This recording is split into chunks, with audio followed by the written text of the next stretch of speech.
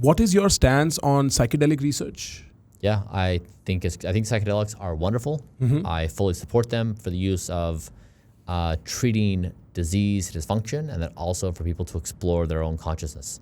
I think they're very powerful. Have you experimented? Yeah. And have you experimented since you started Don't Die? And I haven't. No, you haven't.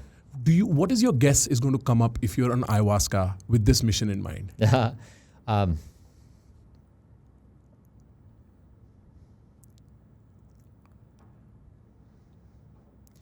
Yeah, I would imagine that it would be like some sentiment that we are part of this continuum of existence that exceeds our ability to see. It's almost like this invisible thing that the wholeness of existence is bigger than our comprehension, that our importance of keeping this thing alive is important, and that we would probably be invited to overcome our current small-minded primitive selves into something more significant. I would imagine it would probably be along those lines. So it would be an encouraging note. A very encouraging note. Yeah. You don't fear the fact that it might tell you, hey, listen, don't play with existence itself? That's a good question. I think you would have to try. Yeah, it's a good question.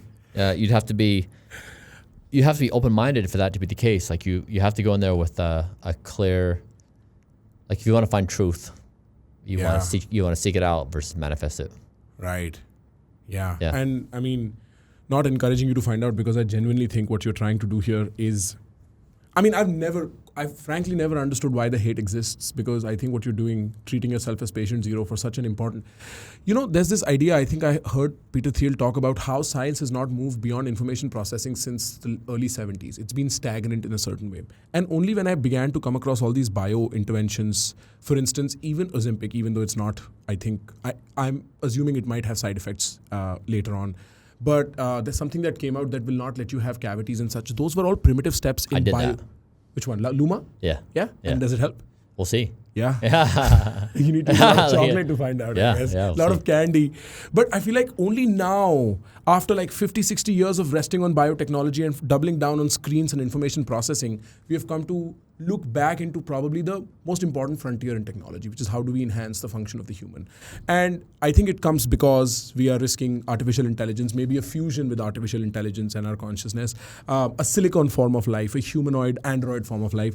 And so suddenly this has become much more accessible, and we are doing much more of it.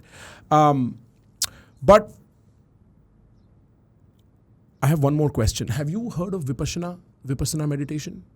Yes, I have. The 10-day silent retreat. Yeah. Have you tried that? I haven't. You might find that very interesting. Yeah. Yeah. Do you perform no meditational, or for that matter, do you have a spiritual angle to yourself? I meditate twice daily. Yeah, morning and night. And what do you meditate? Like just sit down and focus on your breath, or is there a mantra?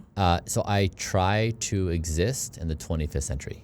Even in your meditation? Yeah, that's my meditation. You're very obsessed. Yeah. Have you heard that? So you're just imagining what it looks like. Yeah, I'm imagining what they feel like, what they look like, what they think, what they believe. I imagine them looking at us, making observations about us. Like I'm trying to pierce through this moment and see beyond my capacity to understand in this moment. I'll take 15 more minutes, all right? I know you're very tired.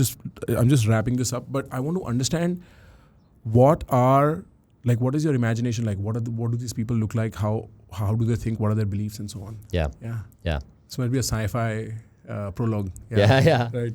Yeah.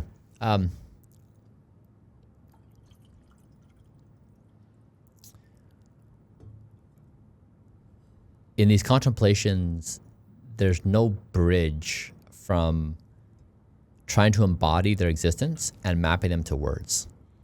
So when I do this meditative experience, there's this higher dimensional state of consciousness and existence.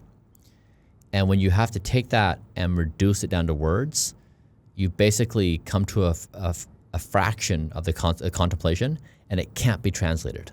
So you're saying you can see it, but you can't speak it. Exactly. The words don't fit. It don't fit. It basically crushes the existence. And so it's really not trying to assign words like they care about this or they have this objective.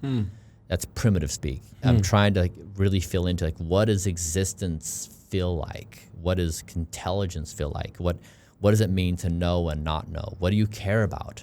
What are your desires and what are your wants?